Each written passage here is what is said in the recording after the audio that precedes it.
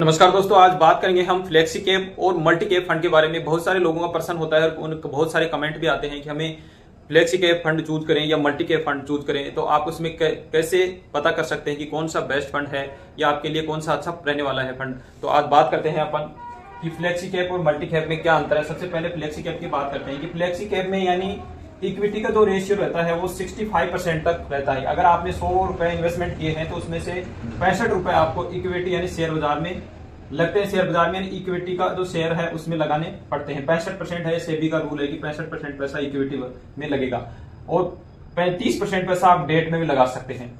आप नहीं, कहने का मतलब फंड मैनेजर यहाँ पर लगा सकता है। फंड मैनेजर के ये पास पावर होती है। फ्लेक्सी का मतलब होता है कि वो फ्लेक्सिबल है और फंड मैनेजर के पास पूरा पैसे का सिस्टम होता है। वो जहां चाहे लगा सकता है, लार्ज कैप, मिड कैप या स्मॉल कैप में। उसको कहां लगाना है ये फंड मैनेजर के ऊपर डिपेंड करता है। वो चाहे तो इस 65% को वो 100% तक भी कर सकता है बढ़ा के इक्विटी में लगाने के लिए। ये होता है फ्लेक्सी कैप में। ये फंड मैनेजर पर डिपेंड करेगा कि वो जहां उसको ज्यादा प्रॉफिट हो दिखेगा वहीं पर वो अपना पैसा वहां शिफ्ट कर देगा। ऐसे ही मल्टी कैप फंड में है। मल्टी कैप में 25% पैसा लार्ज कैप में लगता है और 25% मिड कैप में और 25% स्मॉल कैप में और 25% जो पैसा होता है वो फंड मैनेजर के पास होता है। तो इसमें यानी 75% पैसा इक्विटी में लगता है और इधर फ्लेक्सी कैप में 65% इधर लगता है और मल्टी कैप में 75 इधर लगता है। तो इक्विटी में ज्यादा लगेगा तो ज्यादा है रिटर्न देखने को आपको मिलेगा। और 25% पैसा जो फंड मैनेजर के पास होता है वो किसी में भी लगा सकता है, लार्ज कैप में भी लगा सकता है, मिड में भी और स्मॉल कैप में भी। वो फंड मैनेजर के ऊपर डिपेंड करता है उसको कहाँ क्या लगाना है। ये तो हुई अंतर की बात। अब रेशियो की बात कर लेते हैं कि क्या कितना रिटर्न दिया है दोनों ने। अगर हम 3 साल की बात करते हैं फ्लेक्सी कैप की तो 15.15 का रिटर्न दिया है। 5 साल की बात करते हैं तो 20.37 का रिटर्न है। 10 साल की बात करते हैं तो 15.97 का रिटर्न है।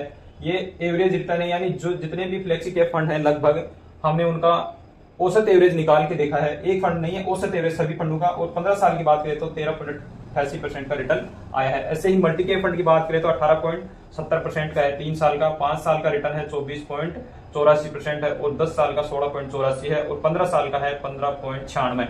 लगभग आपको मल्टी कैप में थोड़ा रिटर्न ज्यादा देखने को मिलता है। अगर आपने यहाँ पर 10 लाख इन्वेस्टमेंट किए, 3 साल में ये पैसा आपका बना है 15.40 लाख रुपए और यही पैसा अगर मल्टी कैप में इन्वेस्टमेंट करते हैं तो यहाँ बना है 16,50,000 रुपए। तो आपको मल्टी कैप में थोड़ा सा ज्यादा रिटर्न देखने को मिल रहा है।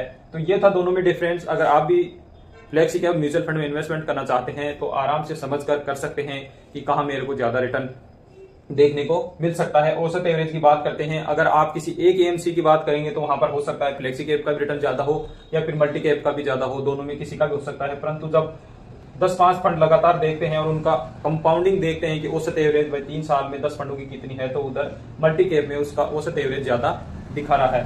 तो ये छोटा सा इन्फॉर्मेशन वीडियो था। अगर दी गई जानकारी आपको अच्छी लगी है तो वीडियो को शेयर कीजिए, लाइक कीजिए, चैनल को सब्सक्राइब करना न भूलिए। ऐसे ही महत्वपूर्ण जो वीडियो है आपको और यहाँ पर देखने को मिलते रहेंगे। इसी के साथ जय हिंद, जय भारत दोस्तों।